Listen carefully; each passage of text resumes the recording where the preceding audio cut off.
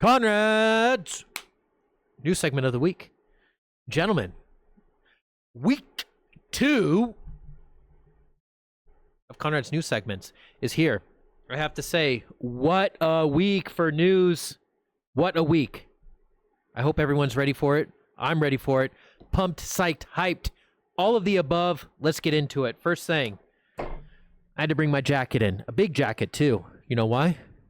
Because the Canadians left the damn refrigerator door open, and it came all the way down here to Texas. I swear. Love you folks up in Canada, but come on, let's close the door. Stop this cold front that came in. If you have not already seen it, Florida, Destin, Florida, specifically Jacksonville, Florida, Mississippi, Alabama, all of the above, hello, south of the United States, you were under snow. We had just a couple inches of snow here in Austin, in the wonderful city of Austin, Texas. Just a little bit of snow. You go on further south down to Houston, y'all got snow. Down in, there's phenomenal, beautiful videos of a snowball fight off of Bourbon Street in downtown New Orleans. Destin, Florida, paradise. Beautiful. Perfect weather. Always. Snow right on the beach. What's going on? What is going on? Jacksonville, Florida. I believe it was Jacksonville. Could be mistaken. Just be throwing smoke and shit out there. A place in Florida recorded 10 inches of snow, shattering Florida's previous record of 3 inches of snow. Gentlemen, that's a lot of snow. Very cold. Any comments on that? How's everyone doing holding up in the weather? Well, I would just say 3 inches is plenty.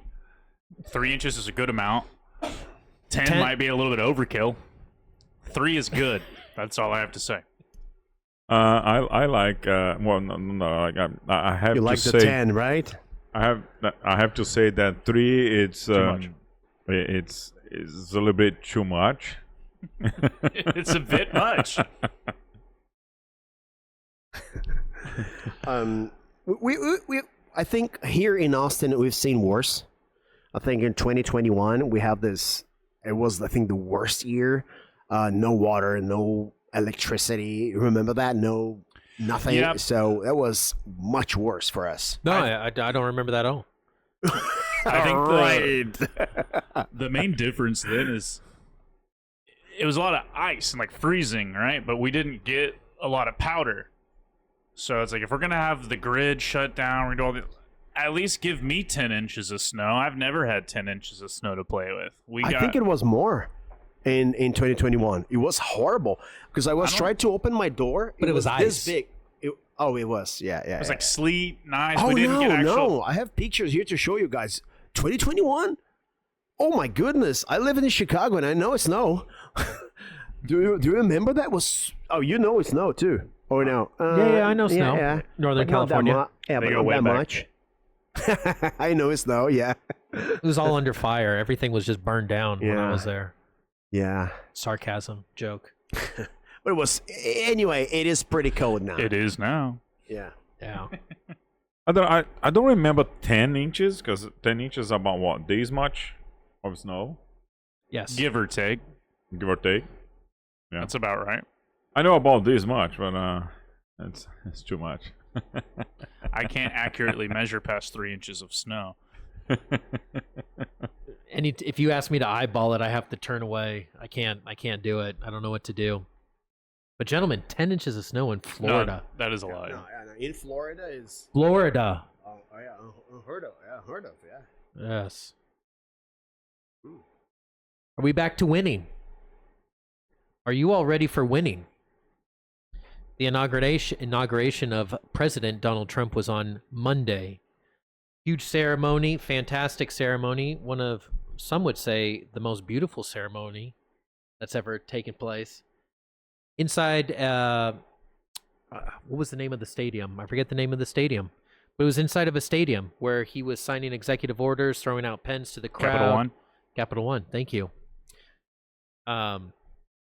So we now have President Trump sworn in as the 47th president of the United States. And can I say that it was a whirlwind of events after he was signed in? First thing he did was sign a stack full of executive orders, and he hasn't stopped yet. It has just continued to grow as far as executive orders and deals and all types of new things that are coming out since his inauguration on Monday. Just a brief highlight of some of the executive orders that Trump signed, making the border and declaring a national emergency at the border, where more military and border patrol officers were going to be sent to the border. They were closing the border.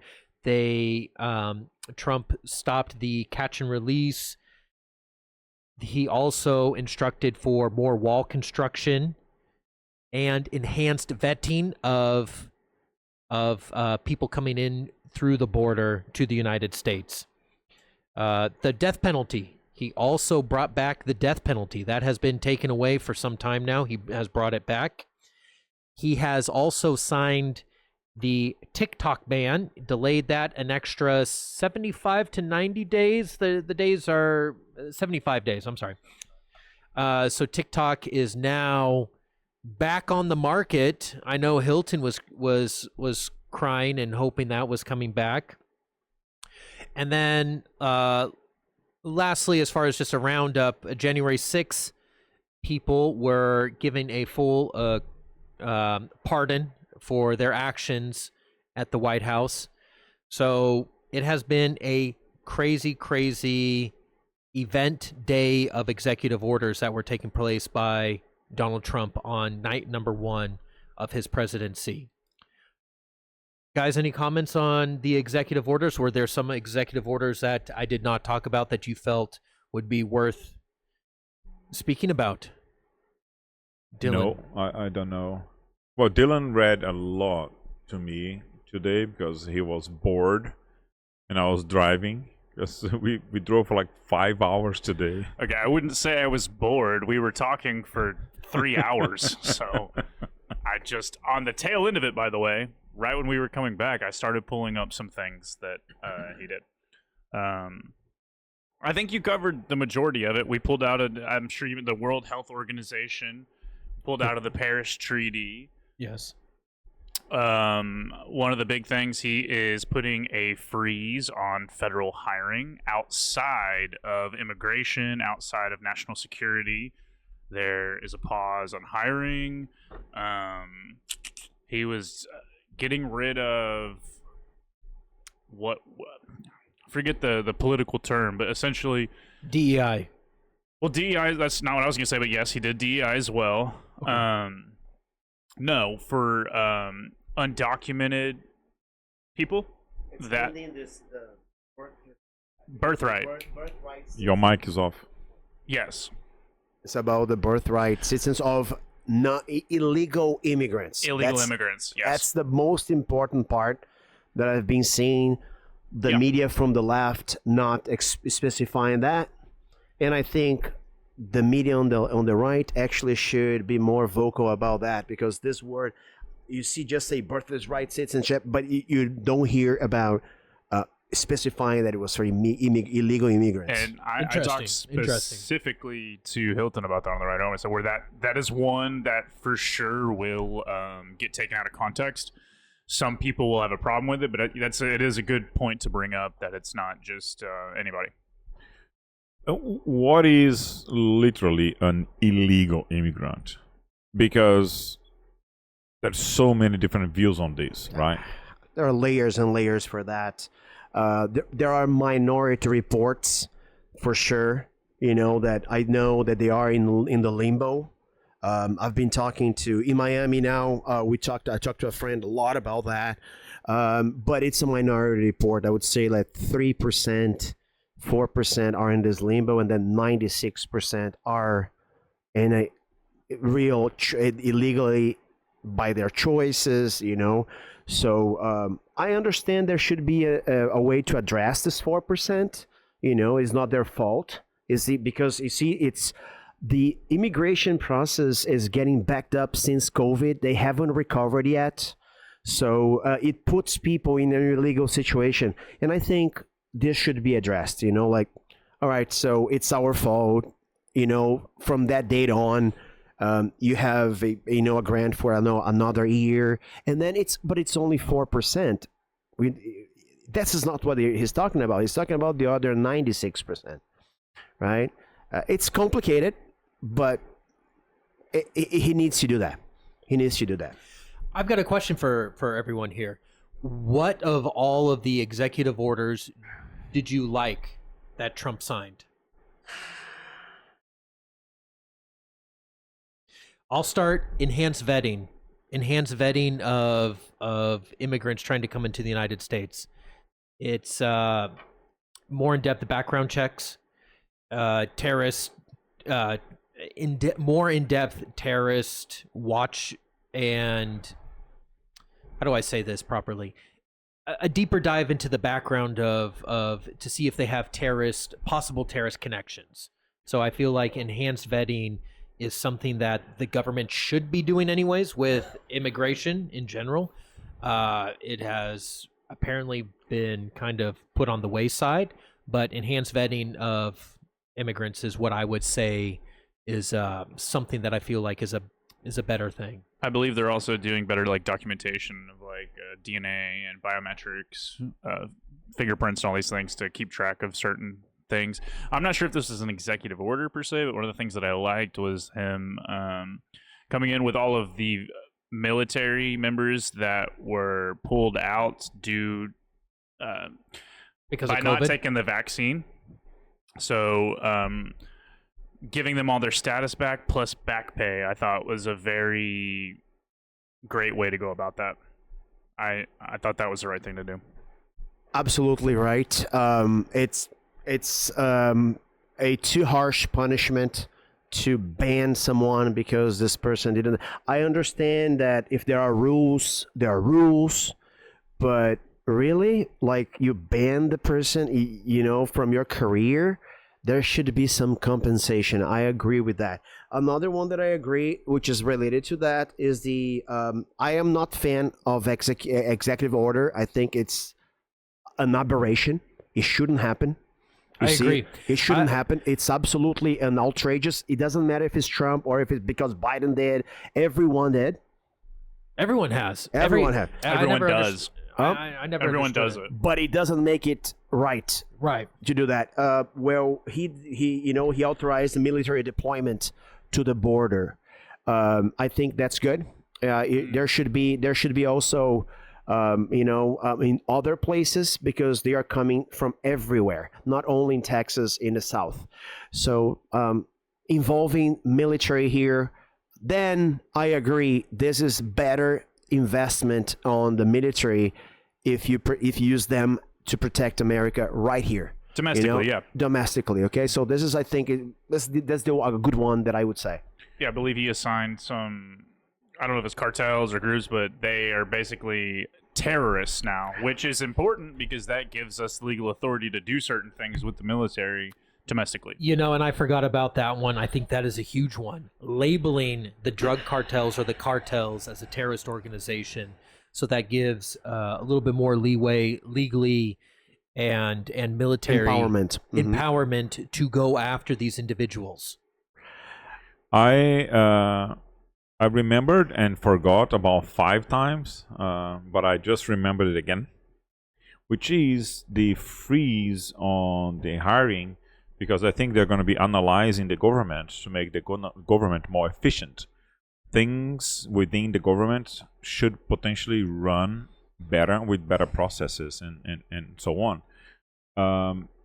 Based on these, because okay, so we're not going to be hiring anymore, so now we're going to be looking inside and see how we make it less government heavy on things. That's my hope, though. I'm not sure if that's the case, but that's what I'm hoping for. Okay.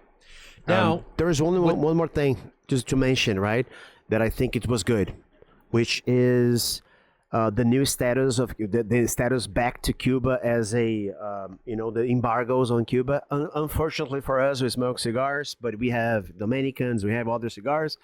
But also, this is good. I don't want to see Chinese and Russians in Cuba. I don't want to see it. It's they signed their own coffin, right? So they are doing that with them. We don't want them here. So I agree with that position. I agree with that position too. That's interesting. Those are all really good points, everyone. Now, with the good comes the bad. What executive order is there that you disagree with? And I will start. I do not like the executive order of pardoning the January 6th people. I do not like it. There's some people, in my opinion, if you go into government buildings, you start stealing, you start doing anything, you need to be arrested at the fullest extent of the law. There is a clear definition of right to protest and right to express your voice, but as soon as you start going into government buildings, stealing, I mean, there's that picture of that guy taking the podium smiling. I agree with you because it's like that's where I draw the line. I do not agree with that. I would love to know what happened and to have that public disclosed, but Biden signed something, protecting one side, and then probably there was just like a recourse or like a reaction. They're like, okay, so if that is protected, I'm going to protect the other side, and then we just like preemptive. Yes, like okay, wipe it out and let's focus on the future. What's in the past, whatever. That's what I believe it was, and I would hope the Biden have not done that, and Trump had not done that, either. And then we'd have like, okay, so now come up and then show everything. It's a valid point. I never even thought of it that way. Dylan? I get what you're saying about it, and I don't disagree. There are procedures in place. There's a way it should be done. There's also a lot of video evidence of police officers that were there that were actually encouraging people to go inside. I think it's much more complex than, it's not black and white, and nothing in life really is that black and white. We all operate in the gray, but I don't know. It's very weird. I think Trump offered to have military members there. It was, I don't know if refused is the right word. I don't know what he offered, what he didn't offer. It's easy to speculate any of it. I just know I've personally seen videos, we probably all have on X, of police officers kind of inviting people in. People were just walking in. So where it turned in from like this invasion to where they were like vandalizing the place, there's a lot of information I don't know, and I'm not going to pretend to know. So it's one of those subjects I'm not well versed in. I think the nature of it is wrong. It's not something we should be doing. At the same rate, I think there's some complexity there, and when there's a vendetta on one side, another side puts up a defense to protect it. So it's just an unfortunate outcome. I have 2 points here, if you don't mind, like on the top of that. The first one is I don't like it because it's a bad message that, well, you did that, right? So there's no punishment for that.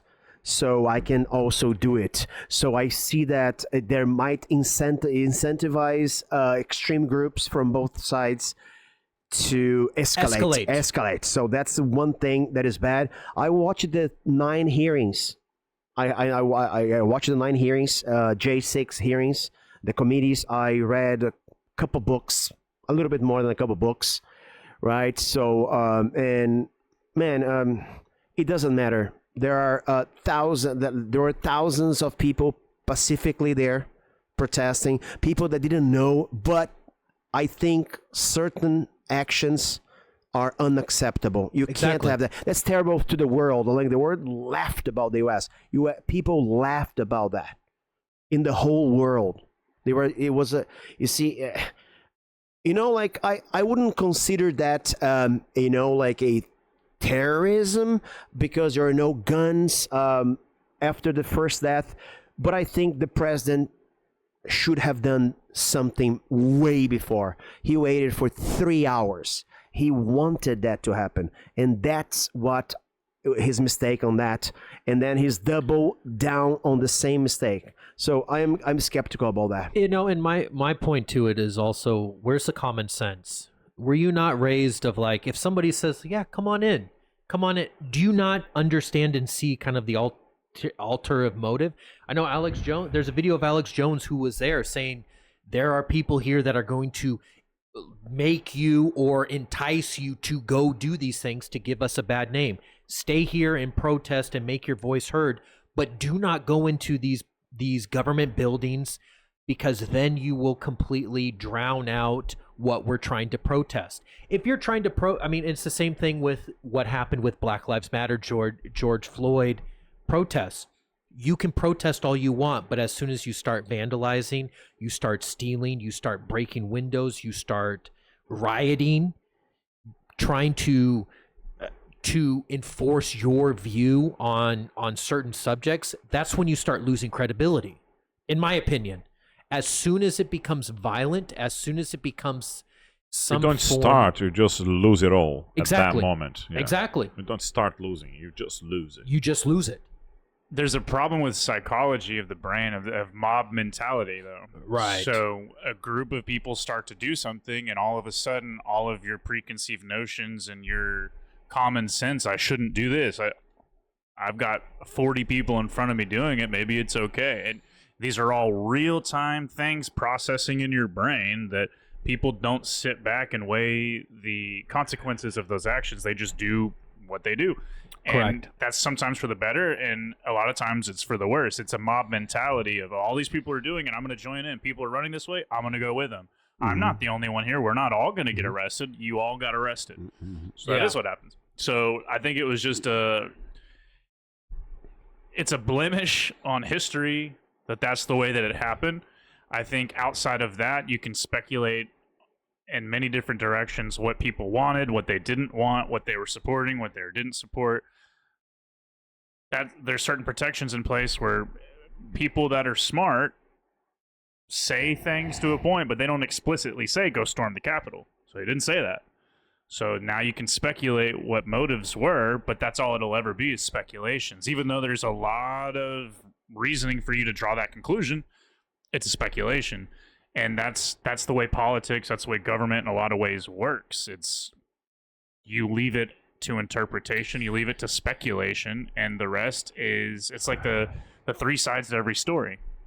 So my assumption, George, is that the January 6th executive order was something that you disagree with also. You feel is a bad executive order. I think there should be something about that, but not the way it was done. I think they should have clearly admit, you see, that those people did, okay, they were here, but those people, they didn't do what we suggested.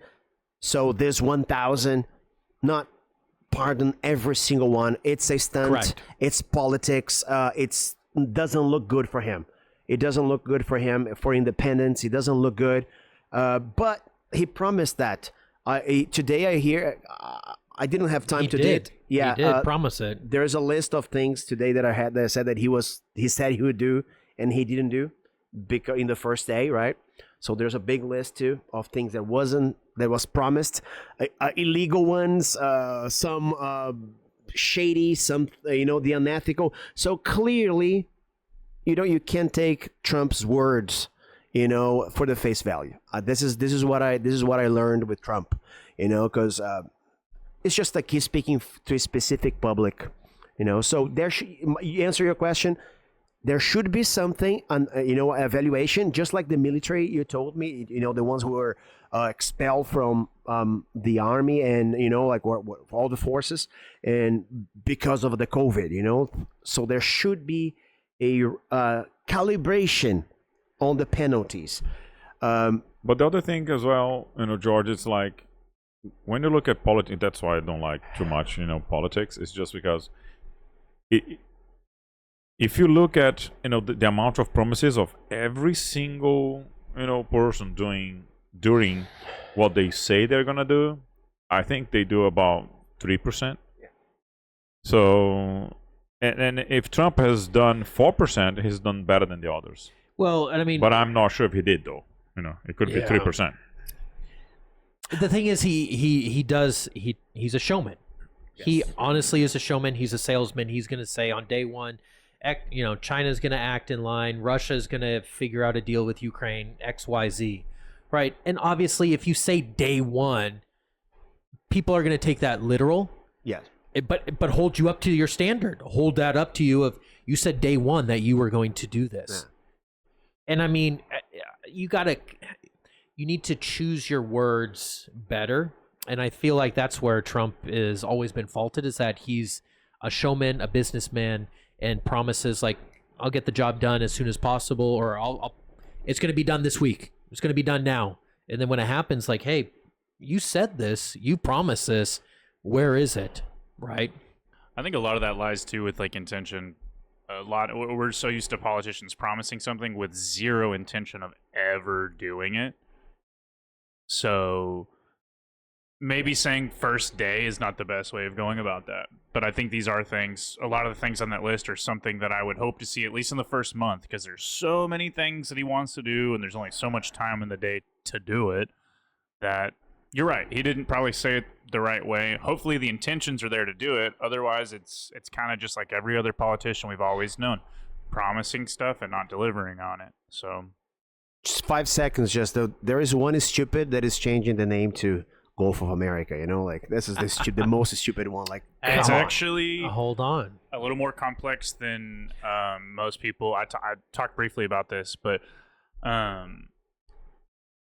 this might be something we could bring up on another time too, because there's more things to dive deep on. But I think some of it has to do with offshore drilling, oil, and things that Biden had banned. So it's a subtle change from the Gulf of Mexico to the Gulf of America. But one could argue if we're drilling in the Gulf of America, it's not. Do you know that I don't call MAGA anymore, affair. right? I call Maya. Make America imperialist again. That's my new name for this new system, because clearly is this absolutely the same thing China is doing in the south of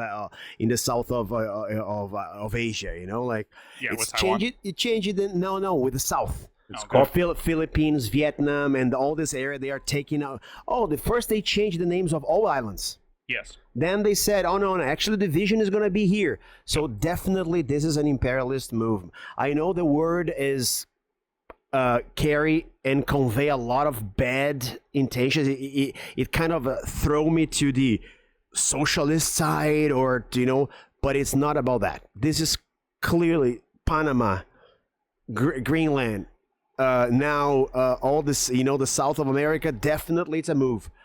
Canada too, you know. So I think it's a stunt again from Trump, but a flex of power. yeah, I don't know. The Mexican, I read about how the president woman from Mexico, how she reacted to that. You know, like, yeah, the whole world is gonna keep calling. You are gonna be the only one calling that. Okay, do you suck it and accept it? I don't know.